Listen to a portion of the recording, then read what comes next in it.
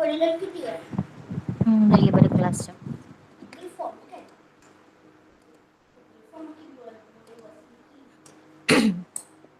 Belum ada lagi nanti bagi. Sekejap ya. Okey. So ini adalah tajuk pembelajaran kita pada hari ini. Penyaduran dan penulinan logam. Okey, kriteria kejayaan kita ada dua, iaitu kamu dapat menyatakan pemerhatian di anod dan katod bagi proses penyaduran, menulis persamaan setengah di anod dan di katod bagi proses penyaduran dan penulinan. Cikgu tambah sikit So, kita akan belajar dua aplikasi daripada elektrolisis, iaitu penyaduran dan penulinan logam. Nanti kriteria kejayaan ni saya akan copy dan paste dekat bahagian ruangan chat untuk kamu tulis dalam borang kehadiran kamu. Okey. Jadi pertama sekali cikgu nak minta kamu tonton video yang akan saya tunjukkan sekejap ni .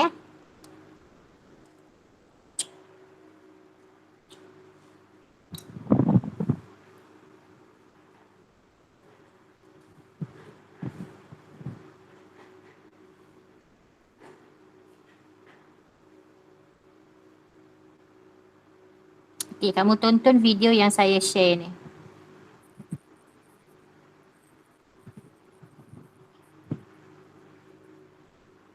Okey, saya replay balik. Ini tentang penyaduran kuprum.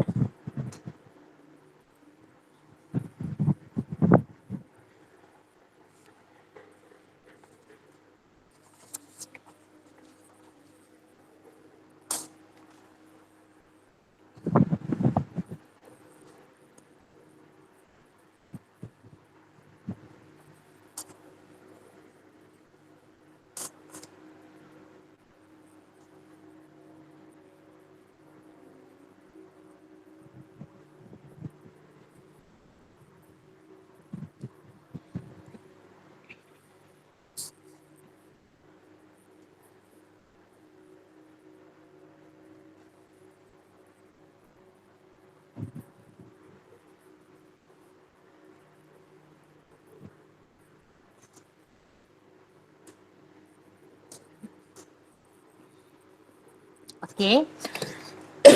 Okey. So tadi kamu sedang menonton video bagi elektrolisis untuk proses penyaduran logam.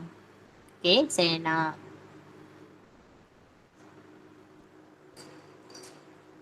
okey. So sekarang saya akan kongsi semula paparan kita tadi.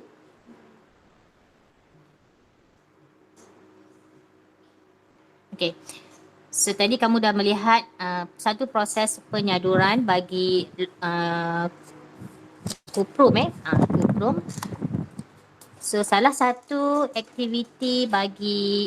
aplikasi daripada elektrolisis adalah proses penyaduran. Okey. Kejap. Dapat tak saya share screen? Nampak tak screen yang saya share? Nampak. Boleh nampak tak screen yang cikgu share ni?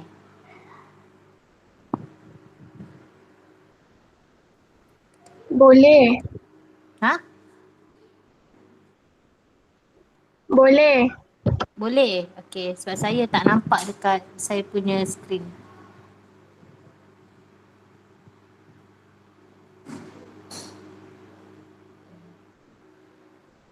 Okay, saya okey, saya dah share dah. Okay. So hari ni kita nak tengoklah tajuk penyaduran dan penulinan logam. Okay. Penyaduran dan penulinan logam ni adalah salah satu aplikasi daripada proses elektrolisis. Okay. Selain daripada penyaduran dan penulinan logam, ada lagi satu aplikasi utama iaitu aplikasi utama elektrolisis iaitu pengekstrakan logam. Di mana yang itu kita akan belajar pada minggu hadapan. Okey. So penyaduran logam ni tujuan dia kita lakukan supaya rupa bentuk logam tersebut akan kelihatan lebih menarik ataupun kita nak mengatasi masalah kakisan. Okey, kakisan logam.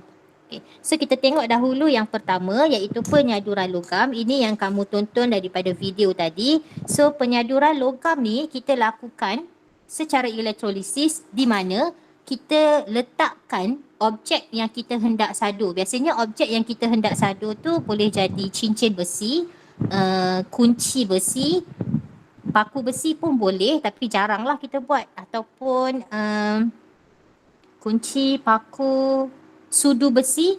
Itu antara objek-objek yang biasa kita hendak sadurkan. Dan objek yang kita hendak sadur tu ada kita letak di katot. Okey, di katot manakala logam penyadur kita jadikan dia sebagai anod. Okey, biasanya logam penyadur ni boleh jadi kuprum atau argentum. Ini yang biasa kita gunalah iaitu logam yang kurang reaktif. Okey, dan larutan elektrolit yang kita guna mesti mengandungi ion logam penyadur. Okey, contohnya kalau kita nak sadurkan dengan kuprum, kita guna kuprum 2 nitrat. Kalau kita nak menggunakan argentum, kita boleh menggunakan argentum nitrat ataupun kuprum 2 sulfat. Okay. So apabila kita menjalankan proses penyaduran logam, contoh dekat sini kita menggunakan penyaduran cincin besi dengan logam kuprum. Jadi anod adalah kuprum dan katot adalah cincin besi. Okay, anod dia akan mengion menjadi ion kuprum. Okay, ini adalah setengah persamaan yang berlaku di anod. Manakala ion kuprum akan bergerak ke katot dan akan dinyahcas dan terenak dan membentuk lapisan nipis kuprum di atas cincin besi. Okay. So, ini adalah persamaan setengah yang berlaku di katot. Alright. So, apa yang berlaku pada warna biru larutan kuprum 2 sulfat atau larutan kuprum 2 nitrat ni, dia tidak akan berubah. Okey, kerana kepekatan ion kuprum tu tidak berubah. Ini yang saya terangkan semalam, semasa bukan semalam lah, hari Selasa yang lepas di mana kita membincangkan warna biru dalam sel elektrolisis tu tidak berubah kan, manakala dalam sel kimia tu dia berubah. Ini yang saya terangkan kerana kepekatan ion kuprum dia sama. Kenapa kepekatan ion kuprum dia sama? Kerana kadar atom kuprum mengion pada anod adalah sama dengan kadar ion kuprum 2 dinyahcas pada katot. Okey, so soalan dekat buku teks ni dia tanya kita, bolehkah anda menerangkan tindak balas redoks yang berlaku dalam penyaduran logam? Okey, tindak balas redoks yang berlaku dalam penyaduran logam ni adalah sama sahaja macam proses elektrolisis larutan aqueous yang kita belajar sebelum ini. Okey, so kita tengok muka surat 45. Okey, sekejap. Okey, kita lihat muka surat 45 ada aktiviti makmal 1G iaitu penyaduran logam secara elektrolisis. Kalau kita lihat susunan rajah dia, rajah susunan radas. Okey, ni. Okey, so kalau kita nampak kepingan kuprum ni kita sambungkan dengan terminal positif bateri. Manakala sudu besi kita sambung dengan terminal negatif bateri. Okey, so kepingan kuprum ni akan bertindak sebagai anod dan sudu besi akan bertindak sebagai katot. Okey, objek yang awak hendak sadur mesti kita masukkan sepenuhnya ke dalam elektrolit. Dan elektrolit yang kita guna adalah kuprum 2 sulfat di mana mesti ada cation logam yang kita nak sadur. Okey, macam mana kamu nak ingat susunan penyambungan anod dengan katot? Okey, so biasanya untuk katot ni saya menggunakan saya nak ingat K katot saya gabungkan dengan kunci. K kunci. So objek yang kita nak sadur tu saya guna kata kunci. So kalau kita nak tukar dengan Objek lain tak ada masalah, awak boleh ingat. So kunci cathode, kunci cathode. So objek yang kita nak sadur mesti terletak di cathode. Itu salah satu cara untuk kamu ingat penyambungan anode dan cathode dalam proses penyaduran logam. Alright. So langkah prosedur dia, prosedur dia kamu kena ingat sebabnya kadang-kadang kemungkinan soalan ini boleh keluar dalam soalan SPM bahagian C iaitu merancang eksperimen. Sebab eksperimen ni agak senang. So senang je kamu nak menerangkan. So prosedur dia mesti kita gosok kepingan kuprum dan sudu besi tu dengan kertas pasir. Kenapa kita kena gosok dengan kertas pasir? Kerana kita nak membersihkan. Kita nak bersihkan kalau ada kotoran ataupun benda asing pada kepingan kuprum dan juga sudu besi tadi. Kemudian kita tuangkan larutan kuprum 2 sulfat iaitu elektrolit yang kita nak guna dan kepekatan dia mesti 1.0 mol per desimeter padu ke dalam bikar sehingga separuh penuh. Okey, nombor 3 kita sambungkan sudu besi kepada terminal negatif. Ini penting. Okey, kamu kena nyatakan sudu besi itu disambung kepada terminal negatif bateri dan kepingan kuprum disambung kepada terminal positif bateri dengan menggunakan wayar penyambung. Okey, seterusnya yang kelima, yang keempat, sudu besi dan sudu kepingan kuprum dicelup. Mesti kita sebut dicelup ke dalam larutan kuprum 2 sulfat 1 mol per desimeter padu. Okey, kemudian kita hidupkan suis dan laraskan arus elektrik kepada 0.2 ampere. Kita gunakan arus elektrik yang kecil sahaja. Jangan gunakan arus elektrik yang besar supaya proses penyaduran itu berlaku dengan cantik. Kalau kita guna arus elektrik yang besar, nanti kita takut penyaduran tu dia tidak sekata pada objek yang kita hendak sadur. Okay, so apabila sudah siap, selepas 30 minit ni kita tutup suis dan sudu besi kita keluarkan daripada elektrolit dan kita keringkan. And then kita rekodkanlah pemerhatian yang berlaku.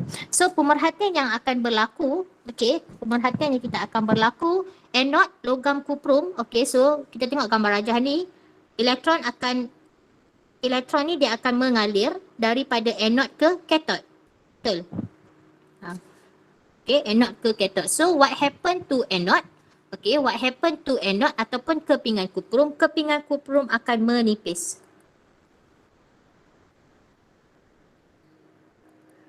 Kepingan kuprum menipis. Kenapa kepingan kuprum ini akan menipis? Kerana kuprum dioksida. Atau ion kuprum terbentuk. Tu dia.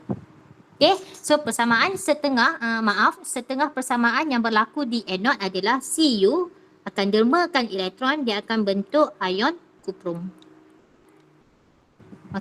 Seterusnya apa yang berlaku di cathode iaitu dekat sudu besi.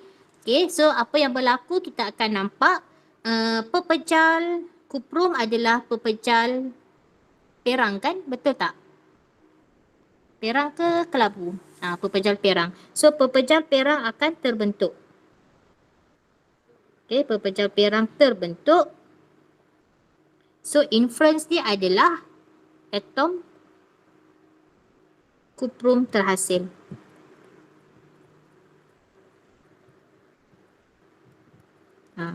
So dia punya persamaan ion dia adalah Cu2+ akan terima elektron menghasilkan atom kuprum. So ini itu adalah tentang penyaduran logam. So sekarang cikgu nak ajak kamu tengok modul. Modul kimia kamu muka surat 66. Ini adalah muka surat 66. Saya terpaksa scan macam ni sebab saya tak ada soft copy modul ini. So ini adalah modul kita, proses penyaduran dan penurunan logam. Kita lihat dahulu proses penyaduran logam. So ini adalah eksperimen yang saya terangkan sebentar tadi. Kepentingan proses penyaduran adalah untuk menghalang pengaratan pada logam ataupun kita boleh sebut sebagai kakisan dan meningkatkan rupa bentuk logam supaya logam tersebut kelihatan lebih menarik. So tips dia, inilah dia punya susunan radas. Susunan radas awak boleh tengok. So anode, terminal positif, terminal negatif, cikgu harap kamu boleh baca. So langkah, ini penting. Langkah untuk mendapatkan hasil penyaduran yang baik dan cantik. Yang eksperimen tadi kamu boleh baca dan penerangan dia sama juga macam yang saya terangkan. Okay, so langkah dia mesti kita bersihkan logam penyadur dengan kertas pasir. Ini yang kita prosedur yang pertama kita bincang dalam eksperimen tadi. Sebab apa kita kena bersihkan? Sebab kita nak buang benda asing pada logam penyadur dan juga objek yang hendak disadur. Okey, kemudian kita menggunakan elektrolit cair. Okey, kita menggunakan elektrolit cair. So kamu boleh guna 0.1, kamu boleh guna 0.01. And then kita alirkan arus elektrik yang kecil. So dalam eksperimen tadi kita menggunakan 0.2 ampere arus elektrik And then kita putarkan objek yang disadur tu perlahan-lahan. So contohnya ini adalah sudu besi. So kita kena pusing lah. Kena pusing. Awak tengok kan tadi video tadi macam mana dia menjalankan proses penyaduran logam. Tadi yang video yang kamu tengok tu adalah penyaduran shilling shilling besi menggunakan logam kuprum.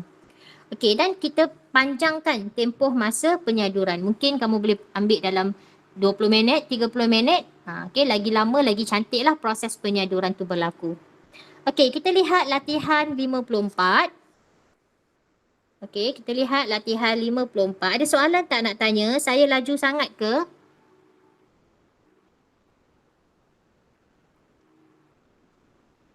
Okey, ni semua boleh dengar ke suara cikgu ke ada yang tidur? Boleh. Boleh. Kejap.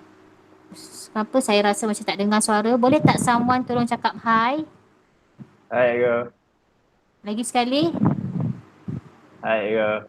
Okey, cikgu boleh dengar suara. Saya risau saya tak dengar suara kamu. Okey.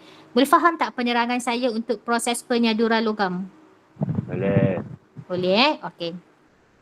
Sebenarnya saya tak sempat nak upload lagi video-video PDPR kita dalam YouTube sebab jadual memang sangat pack. Saya akan cuba hujung minggu ni saya compile semua, saya akan upload dalam YouTube dan saya akan bagi link tu kepada grup WhatsApp kelas untuk kamu lihat semula penerangan-penerangan kelas kita untuk minggu ini. Okey, so kita lihat latihan 54.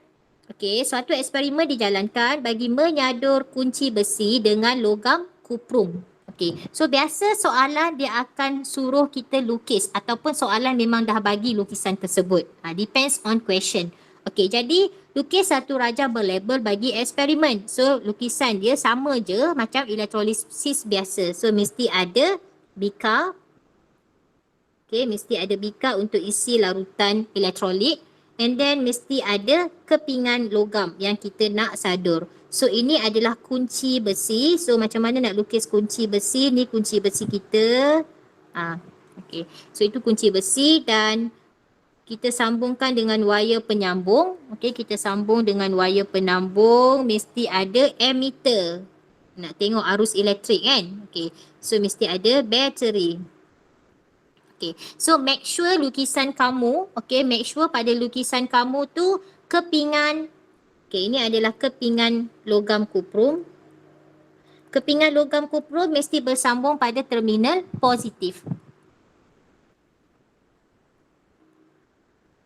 Okay, dan ini adalah kunci besi.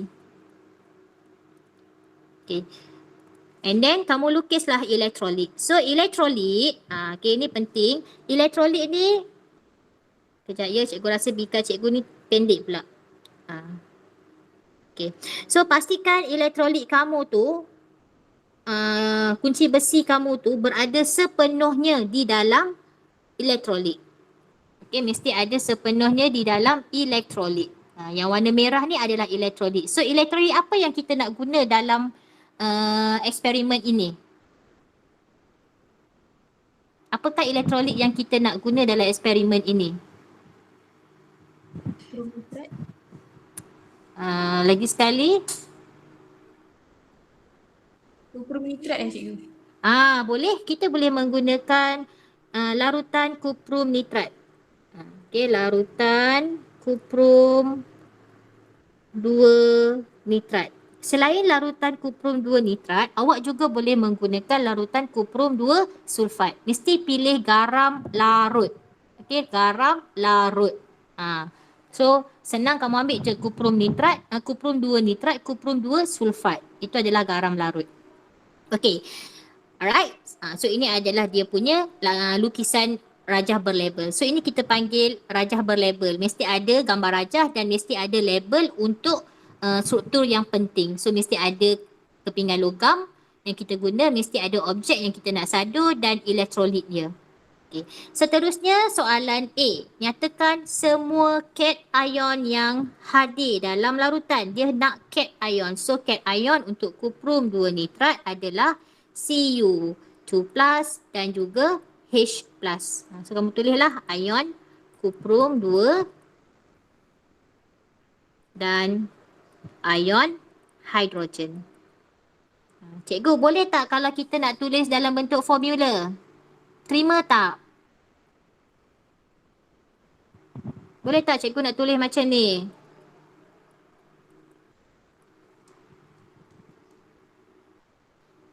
Ya Allah, 5 beta boleh dengar tak suara cikgu?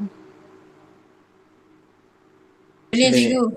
Boleh. Cikgu risau takut kamu tak respon, cikgu tak apa benda? Cikgu takut kamu tak faham ataupun kamu tak dengar suara cikgu. Boleh dengar boleh dengar kan? So boleh tak kita nak tulis macam cikgu buat ni, Cu2 plus dan H plus untuk soalan A? Boleh. Boleh. Sebab dia tak kata pun mesti tulis ke apa. Okey, dia kata nyatakan je semua ion. So boleh. Tapi kalau dia kata dalam bentuk formula, kamu kena pilih yang ini sahaja. Okey. So soalan B, pada rajah tandakan anod dan katod. So ini adalah anod. Ini adalah katod. Okey, kena label yang mana anod, yang mana katod.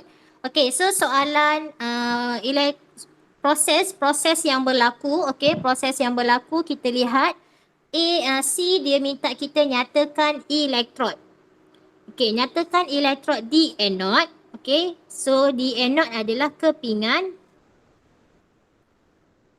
kuprum, okey, kepingan kuprum ataupun logam kuprum. Manakala di katod adalah kunci besi. Okey, so di katod adalah kunci besi. Okey, setengah persamaan di kuprum. Kuprum anod derma elektron. So kuprum akan derma elektron membentuk ion kuprum.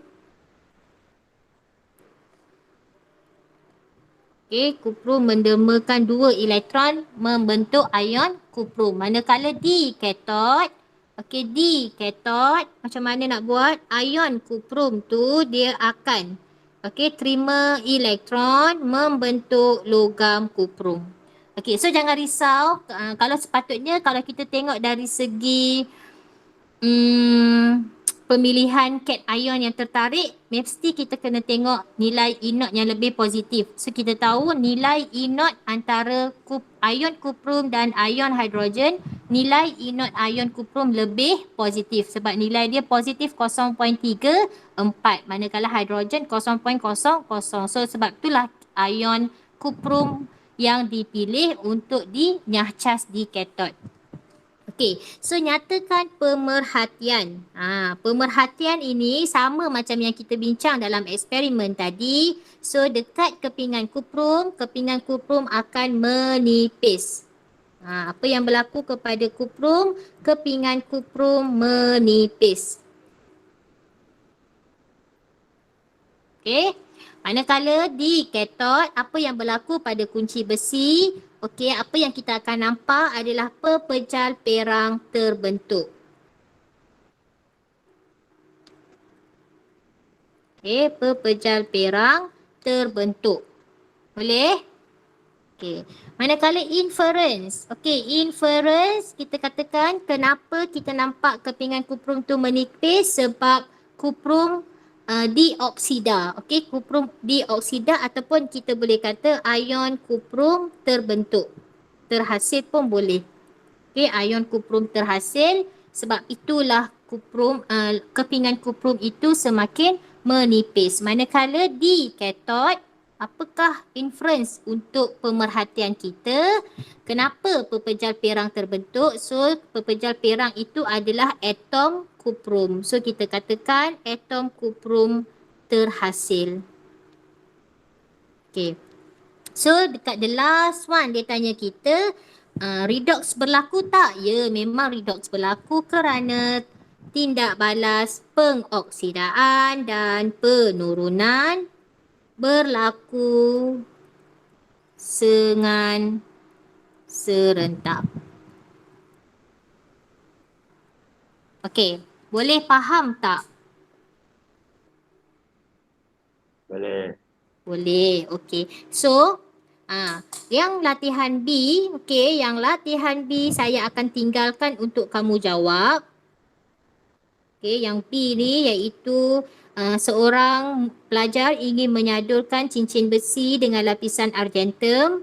So, dia suruh lukis gambar raja berlabel dan penerangan. Okey, ingat kalau argentum, elektrolit yang kamu boleh guna adalah, kalau nak sadur dengan argentum, logam itu mesti logam argentum.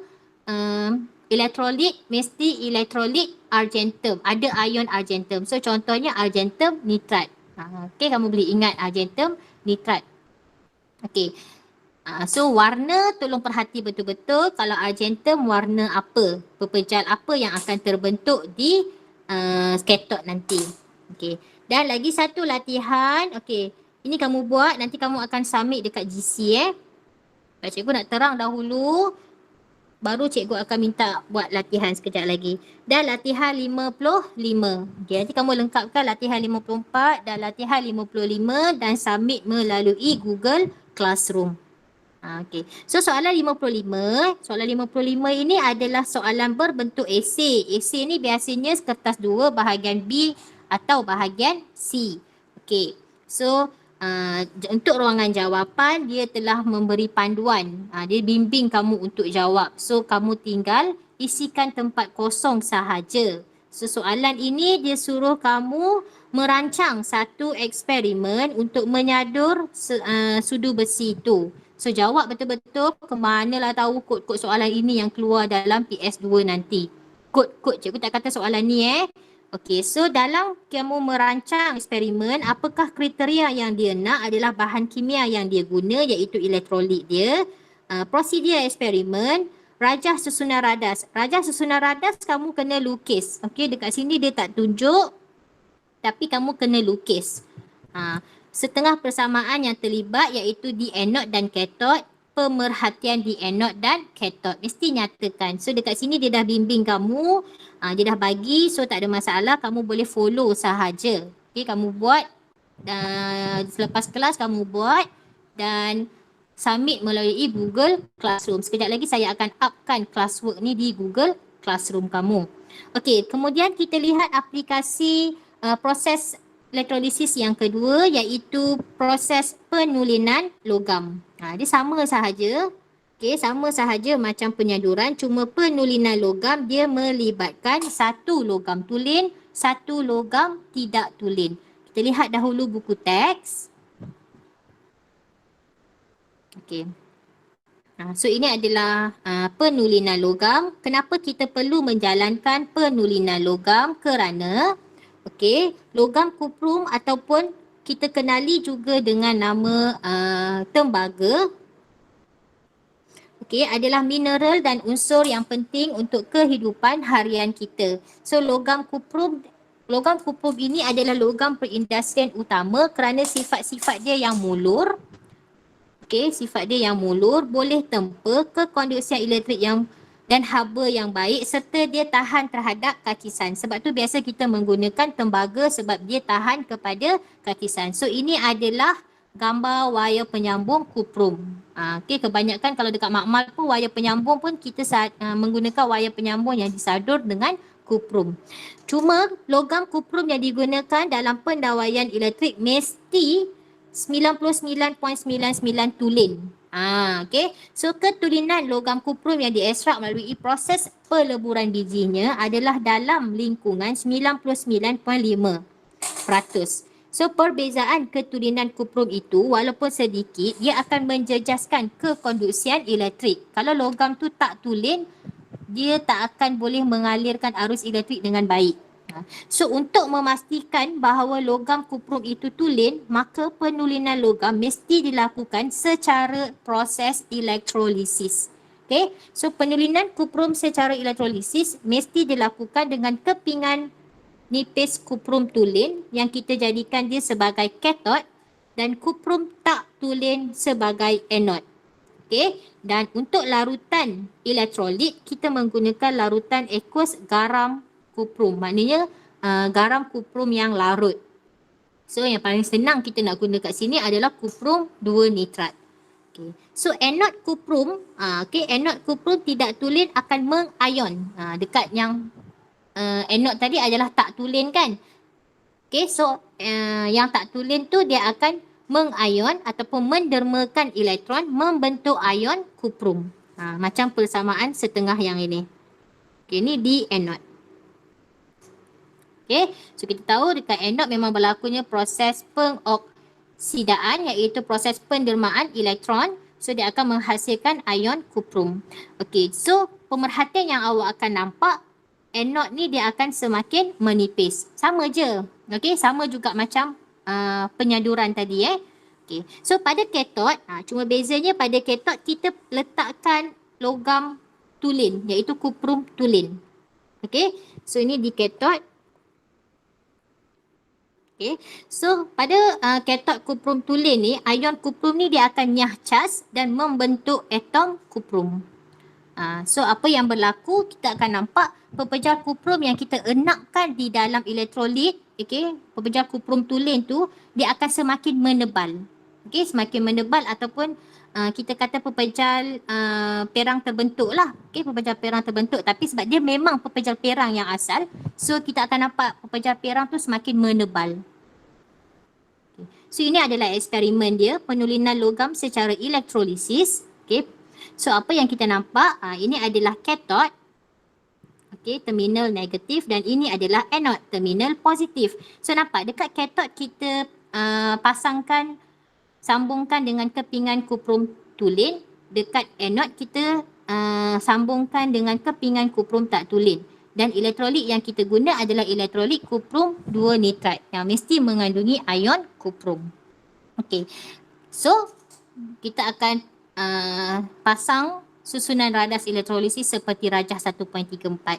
So yang pertama prosedur dia adalah kita tuangkan larutan kuprum 2 nitrat berkepekatan 1.0 mol ke dalam bikar sehingga separuh penuh. Okay, ini prosedur dia yang pertama.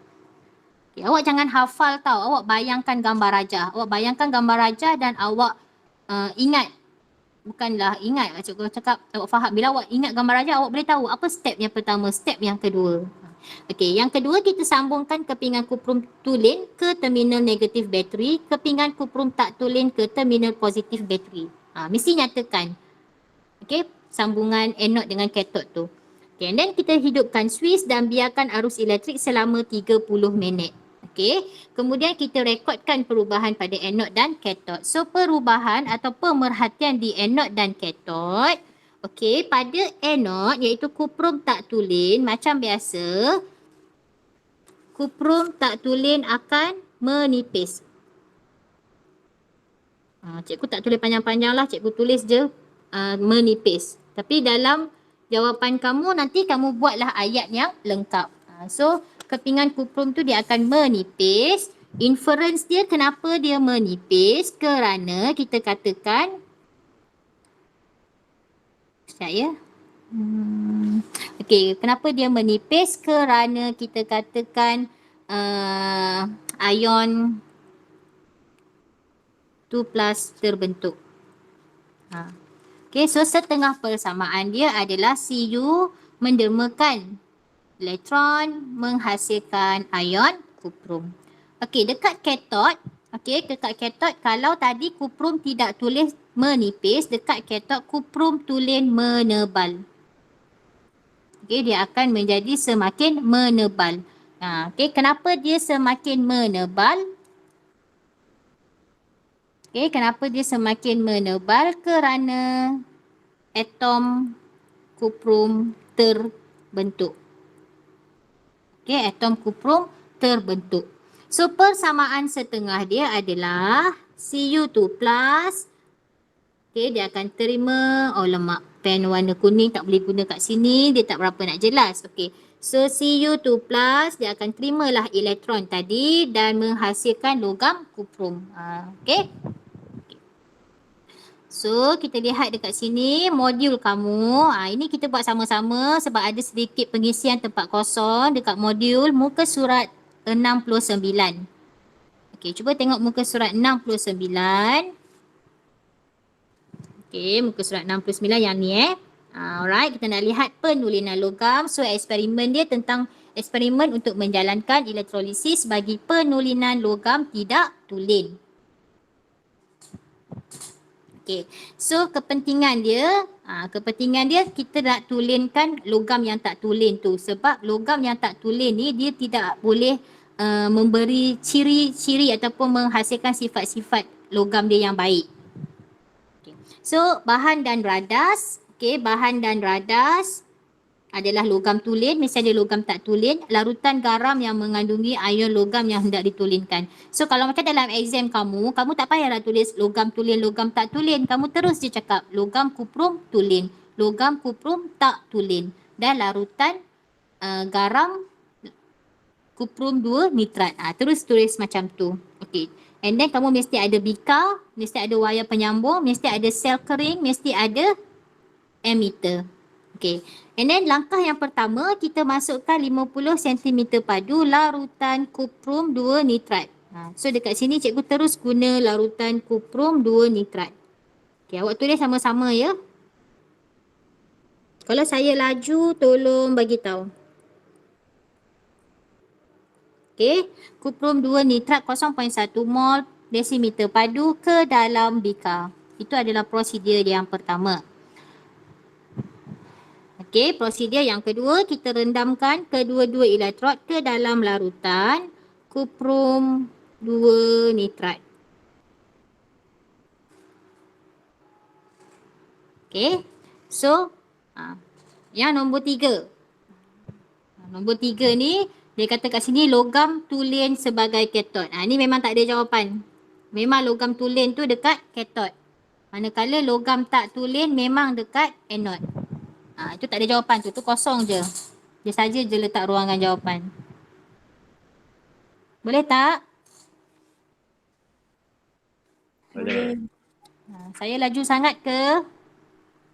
Tak. Alright, good. Thank you.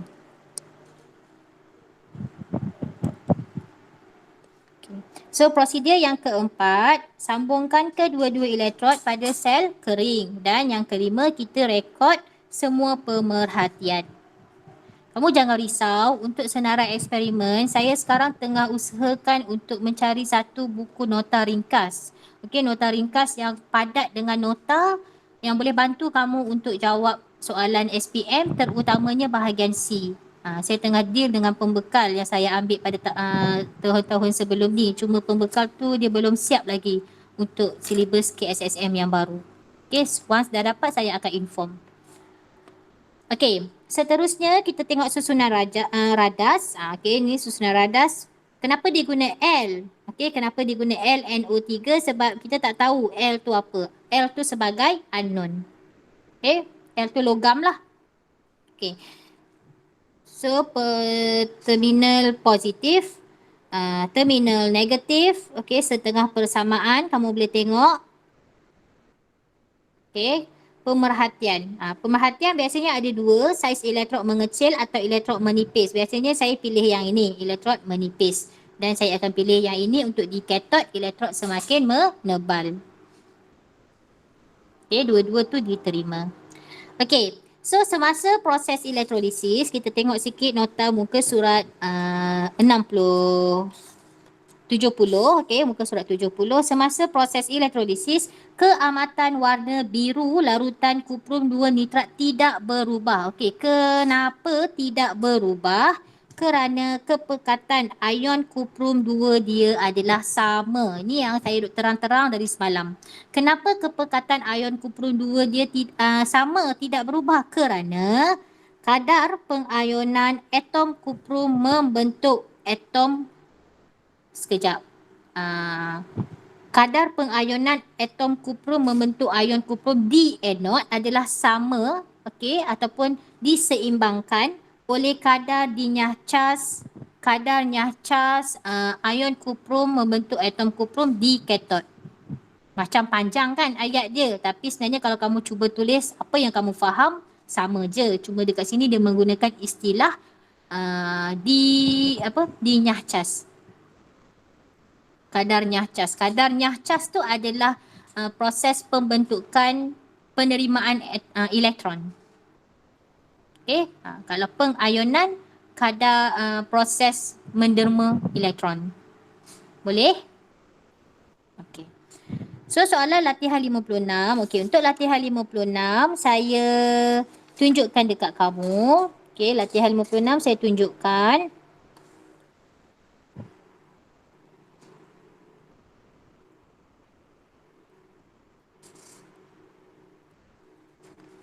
Okey, dia tanya kita terangkan bagaimana untuk menulинkan logam argentum tak tulin.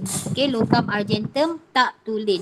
So logam argentum tak tulin ini, okey, dilukiskan gambar raja. So make sure logam tak tulin berada di terminal positif ataupun di anode.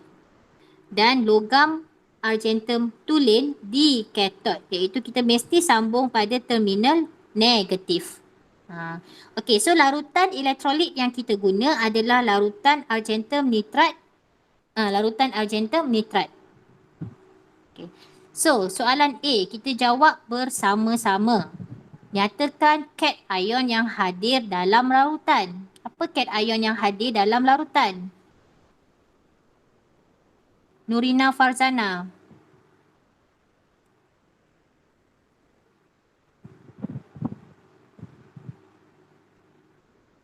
Nurina Farzana.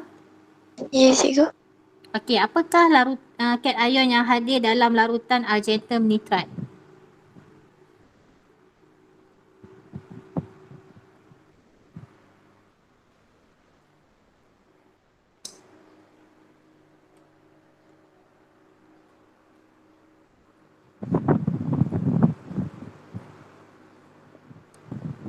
Argentum tulin. Argentum tulin. Soalan dia tanya ket ion yang hadir dalam larutan.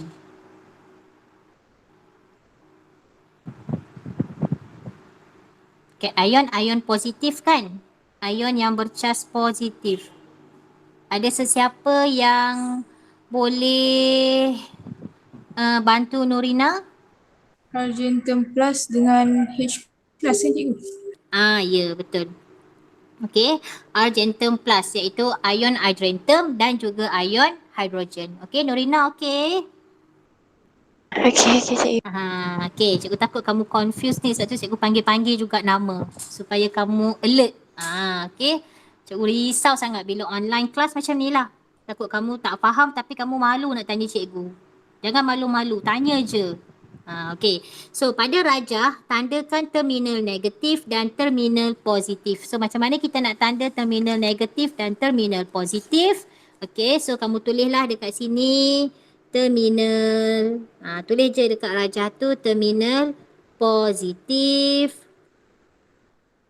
terminal negatif.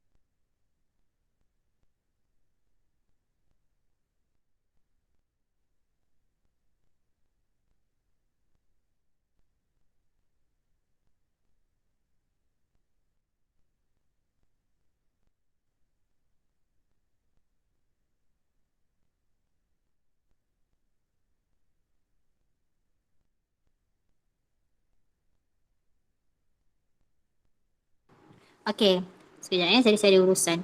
Okay, so tandakan terminal ni terminal negatif.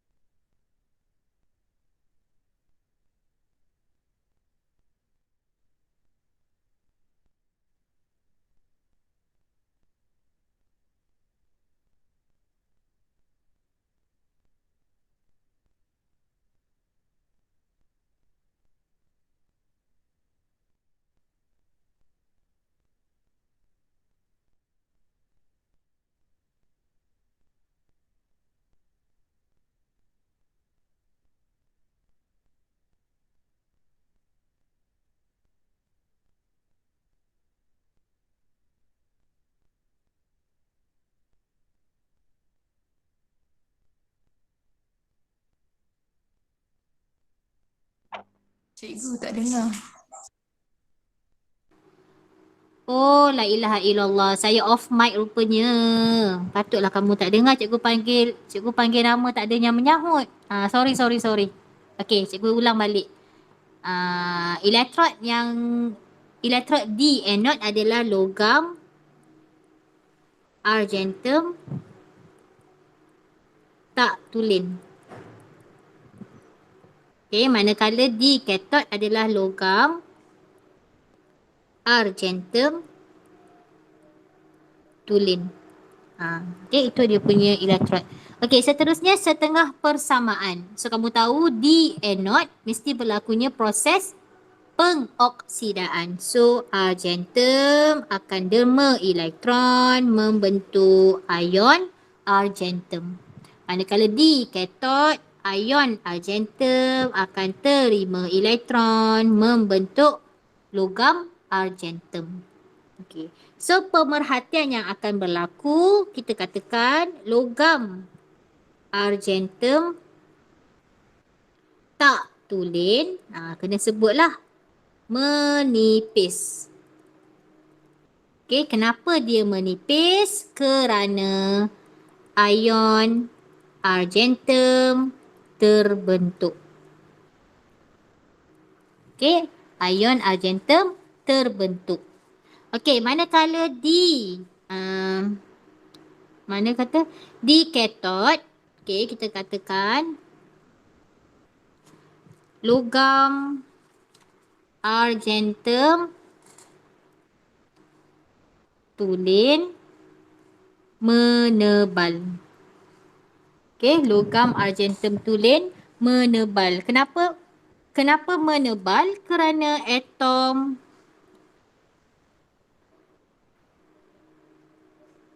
argentum terbentuk. Okey. Boleh faham tak? Boleh faham tak saya terang tu? Boleh. Boleh. Boleh sebab lepas ni kamu akan buat latihan tau. Okay, kamu akan buat latihan sebab cikgu ada cuti hujung minggu. Saya akan gunakan hujung minggu saya tu untuk tanda latihan kamu. Alright, so cikgu nak minta kamu jawab soalan 57. Okay, soalan 57 ni kalau tak muat, okay, andai kata kamu tak muat menggunakan ruangan jawapan ni, kamu boleh jawab dekat lembaran kertas atau buku tulis. Kita ada buku tulis ke tahun ni? Ada tak buku tulis? Cikgu tak ingat dah. Ada. Okay, kamu boleh jawab dalam buku tulis, tak kisahlah. Kalau ada buku, better lah jawab dalam buku. Kalau dah tak ada, gunalah kertas. Okay, kemudian kamu jawab latihan 58 serta soalan 59. Okay, ni semua kamu lengkapkan sebelum hari Sabtu kamu kena submit. Okay, hantar. Buat semua ni dan hantar. Oh ya, ada sedikit errata. Sekejap. Soalan 58. Okay, kejap ya. Ada soalan, ada errata sikit. Soalan latihan 58. Okay, kita tengok latihan 58 sekejap.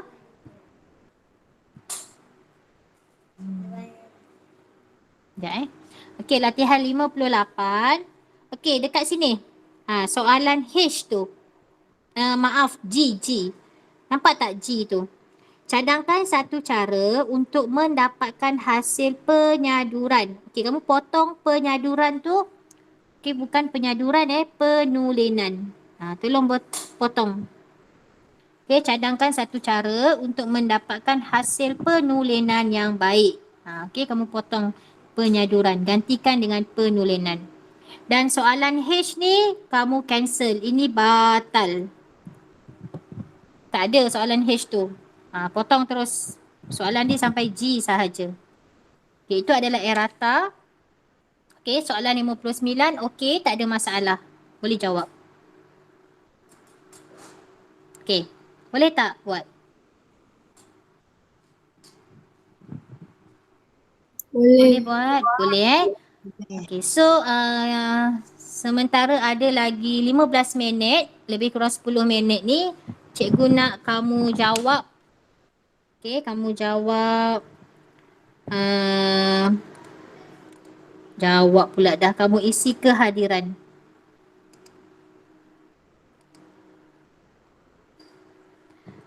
Okay, link kehadiran kamu dah ada ke? Link kehadiran dah ada ke belum?